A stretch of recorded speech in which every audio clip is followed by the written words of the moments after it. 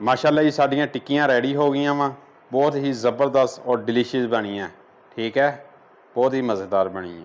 बिस्मिल्लाहिर्रहमानिर्रहीम, अस्सलाम वालेकुम। कैसे हो प्यारे दोस्तों, उम्मीद करता हूँ आप सब ठीक ठाक हो गए और खैरियत से हो गए। तो आज की इस वीडियो में लेकर आया हूँ गुड़ की टिक्कियाँ, यानी कि आटे वालियाँ गुड़ दी टिक्कियाँ असीं अज बनाउणियां है, बहुत ज़बरदस्त और डिलीशियस है।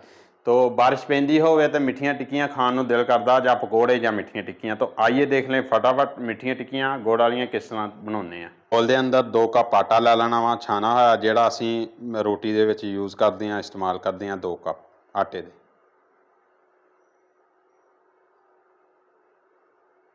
आटे दे अंदर मिठा सोडा ऐड कर देना वा, 1/4 टीस्पून। सौंफ ले लैनी आ, हाफ टीस्पून, तो मसल के ऐड कर देनी। सौंफ नूं मसल के ऐड कर देना। आटे नूं सौंफ नूं अच्छे तरीके नाल मिक्स कर लेना वा। तरीके नाल मिक्स कर लिया तो गुड़ वाला पानी लेना वा। गुड़ दे विच तुसीं पानी पा के गुड़ नूं भे लेना वा। उहदा पानी जिहड़ा वा असीं ऐड करना वा गुड़ वाला।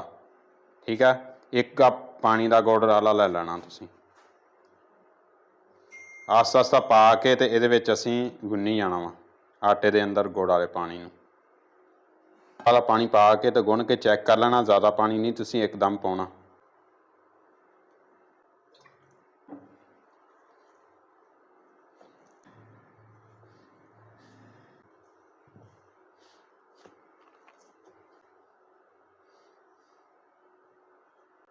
आटे नूं अच्छे तरीके नाल मसल लेना वा।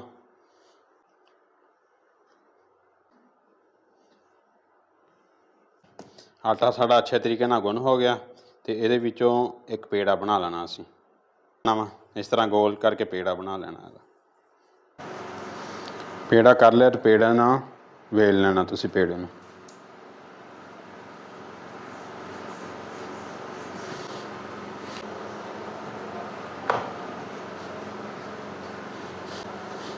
लै भी हुण असीं इहनूं फ्राई कर लेना। टिक्की नूं अच्छे तरीके नाल असीं बेल लिया वा।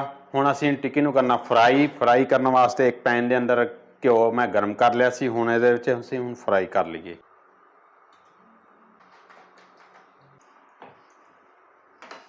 टिक्कियां नूं पाता, हुण हल्कियां हल्कियां दोनों साइडां तो ब्राउन करके ते असीं टिक्कियां नूं बाहर कर लेना ते अग जिहड़ी तुसीं हल्की रखनी। एक साइड साडी फ्राई हो गई आ, हुण दूसरी साइड कर देनी।